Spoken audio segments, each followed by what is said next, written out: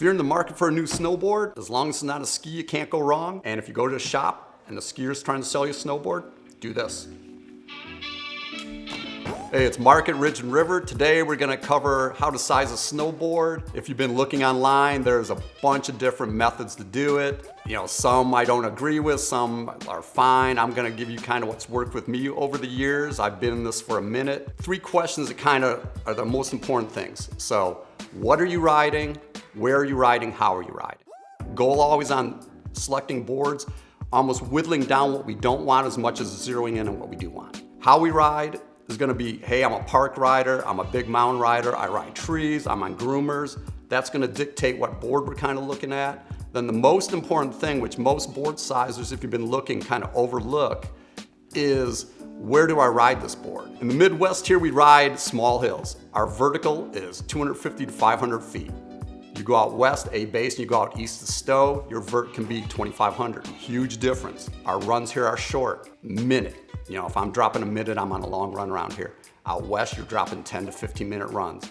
So where I ride is the most important thing on how to size a board. What I ride around here is totally different than when I ride out west. This board here, for example, we'll show you this later, but these 4 sizes, a 53, a 55, a 57, a 59. My weight, I'm a svelte 175. I could ride all these boards on their suggested weight. 53 is 115 to 175, 55 is 125 to 185, the 57 is 135 to 195, the 59 is 145 to 205. So if you're getting the gist, that tells me I could ride 4 of these boards, 4 different sizes. I would ride around here the 53. I'm maximizing the weight range. This is my around here board. Easier for me to flex on a smaller hill, so where I ride is gonna dictate my size. Even though that board selector on their bottom says I can pick any 4 sizes, which is confusing if you don't know any better. If I was just gonna ride this thing out west on big hills, I'd go that 59. So there's a bunch of gray area there to select your board, but basically where you're riding is the most important thing. If I'm riding Midwest, if I'm riding snow trails, if I'm riding Mount Holly, if I'm riding Nubs Knob, totally different board than if I'm riding Whitefish, Montana, Jay Peak, Vermont. Totally different boards. So first of all, that's the big thing. So those 3 questions, what am I riding, where am I riding, how am I riding, we can kind of zone into what board you want. When you're looking West Coast, East Coast, Midwest, your board shape's gonna dictate that selection too. So around here in the Midwest, we like riding twin tip boards. A twin tip board, usually a softer flexing board, waist is in the middle, twin tips are easier to turn, tighter side cut radius, more nimble, more forgiving. If I'm out west, if I'm out east, I want a longer board that's more directional. Waist is pulled back, makes the side cut elongate. It's a longer turn radius board, more stable at speeds, softer nose, stiffer tail, it hooks up turns, I accelerate out of turns more. So board shape's gonna dictate where I ride too. Around here, I kind of like twins, directional twins, near twins. Out west, out east, I'm riding directionals, I'm riding powder directional boards. So where you're riding is gonna dictate almost your board shape. But you basically have 4 board shapes: twin tip, directional twin, and then we can kind of go to a powder board. So after we get that, which is confusing enough, but it isn't, we got camber profile. So this is a whole different thing. This is where boards get confusing. Camber profiles are camber, which is this. We have flat tops, which is this.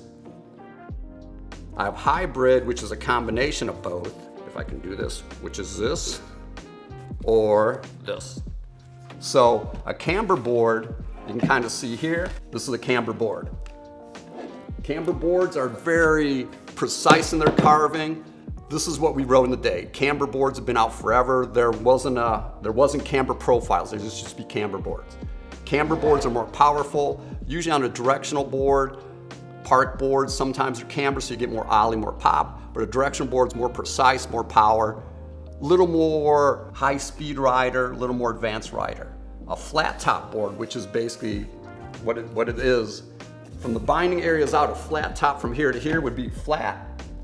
Tip and tail would rock her up.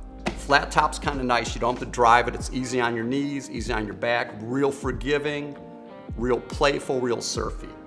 Flat tops are fun on small hills. You can slide them around, do a lot of stuff with them. Fun park boards, fun buttering boards, fun pressing boards.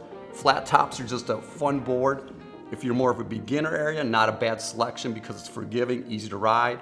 Advanced riders, kind of like a directional board, gonna be more powerful, more pops, more jumps. A hybrid is just what it sounds like. It's a combination of both. So a hybrid sometimes is gonna be, thank you, man. You can almost see it here. This one, rockered in the middle. Where my bindings are, cambered underfoot. So a hybrid's basically a combination of a camber board and a flat top rockered board. So surfy loose when I want it to be, floats in powder, forgiving. Camber underfoot still gives me pop, gives me drive while turn. So a hybrid board kind of gives you the best of both worlds, or you can view it as the least of both worlds, whatever you want to view that as. But camber, that's your kind of different profiles. Powder boards are a different scene. Powder boards will have short tails, camber on the foot, a lot of rocker in the nose, just so you can sink that tail, float that nose in the powder. Where you're riding is going to kind of dictate all of this stuff. I hate to sell a beginner board. Beginner boards, you're only beginner for a day or two. So we never want to sell a beginner board. We kind of want to sell the board for you that's going to be the best board for you end of this season, next season, and seasons to come. So beginner boards we don't really carry. There's boards that are more fun to ride. Your hill you ride is going to dictate how you ride it. We have other boards, so when you get really into this, your board selector, which is why I ask, what do you ride? If you're quivering up a board. So if you tell me, you know, I have a Capita Black Snowboard of Death, stiff beast of a board, and you want to have, and this is what you're riding out east, out west, goes fast, goes Mach 8. If you tell me, man, I need something more playful around here, we quiver it up. So when I ask you, what are you riding now? If you're yin and yang in a board, you want the complementer board, we would get maybe a softer flexing twin tip from this big stiff directional. There's a lot of parameters in that. There's a lot of favorites, so there's no right size. Kind of some people like longer, some like shorter. But if you're beginning, I'm gonna say the easiest thing is, where you're riding, if it's a small hill, size them down. There's none of this like, oh, chin level, nose level. It's all in your weight, where you're riding, how you're riding it. Professionals will tell you that. You know, we've been doing this for a bit. But if you're in doubt, size down. If you're debating two sizes, my recommendation is pick the smaller size. It's the easiest thing I can tell you. Let me see where else we're at. Am I losing you? Sound like an idiot? All right, right now kind of gonna give you the last bit of info you probably need when you're looking at boards. If you're newer to looking at boards, you kind of wonder, why does one board cost $300? Why does this one cost $500? Why is this one $600? The three general things you get when you spend more money on a board. You're gonna get a lighter board, a faster board, a board with more pop and rebound. So if you're a beginner, this is the first question we always question or answer. Everyone always says, I don't want to go faster. Faster on a snowboard is not down the hill. Faster on a snowboard is on the flats. So fast is a good thing to have on a snowboard. Faster is you get a more porous board. The more porous board holds more wax. An extruded board, which is on park boards, inexpensive boards. If you don't maintain them, it's fine. They kind of hardly fall off. But they're slowish boards, easy to repair if you gouge them because it's a softer base. So you can base weld it a little easier. So park boards, basic boards, beginner boards, when your price point's on a basic board. Extruded base, just a slower board, not as porous. As you go up to the boards, more porous board, more expensive board, microscopically has more holes, wax holds better. Here's the catch on an extruded base board and a centered base board, a more expensive board and a cheaper board. The cheaper board doesn't fall off much. So if you're one not to maintain your boards, there's not much fall off on an extruded board. On a centered board, when you don't wax it, let's say every 7 times out, the fall off is crazy. So it'll start dragging horribly. When you have it hooked up, tuned up, they're faster than an extruded base board. When you don't maintain them, they are slow, they squeak. There's a lot of detriments to them. Other thing you're buying, lightweight. Weight is kind of a weird thing to chase, but your more expensive boards are a little lighter. It's not like our $399 board weighs 20 pounds and our T-Rice Pro model weighs 2 pounds. You're saving, half a pound, not even. So chasing weight gets expensive because you're chasing weight not only on the board, but then you got to start chasing weight on a binding. And most people don't need to chase weight on a board. Every board we have is functional. If you have screws and pins in the knee, like some people I know have, weight's not a bad thing to chase. Weight over the long run doesn't fatigue you out as much, but weight's not important to chase when you're new to snowboarding. The last thing you buy for more money, you're buying a more snappy board, you're buying a board with better rebound, you can buy pop, you can buy ollie.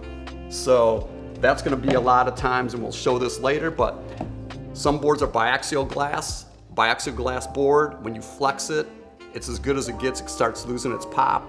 Some boards are triaxial braided boards. When you flex them, they're still easy to flex, but they unload quick. They don't break down as much. A basic board will basically give you more snap, more pop. At first, it'll fall off over time. The graph would be, so my basic board's here, great board, I'm riding 20 times a year, the fall off's gonna be 100 days, I'm probably gonna not notice it. But it's as snappy as it gets and it falls off.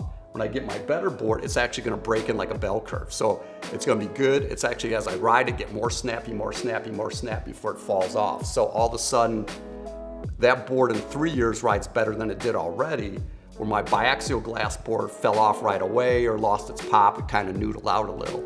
If I'm riding a lot, serves you to get a better constructed board. If you're riding 10 times a year, don't chase it. All right, to recap kind of what we've been going through, which was a lot of information, to simplify it, there's a couple questions you need to ask that will steer you in the right way for the board. Shoe size is gonna dictate if we need a wide or not a wide board. Your weight's gonna kind of steer us in on the size. And finally, I'm gonna say, what are you riding, where are you riding, how are you riding it? Those 3 questions there should take me right to where we need to be. Pick the best board for you. No matter what you do, nothing's more important than time on the hill. If you're starting out, laps in the hill is gonna make all the difference. You can't buy that. Whatever you're looking at, whatever you're buying, if you're not putting the time in, not gonna matter. But you can buy speed and you can buy pop. We are Ridge and River. We're in Toledo, Ohio. If you're around the area, stop in. I can help you out. I've been doing this for a minute. We can personally point you out. If you got a question, hit us on the comments section. We'll answer it for you. But stop on in. We'll hook you up. Thanks.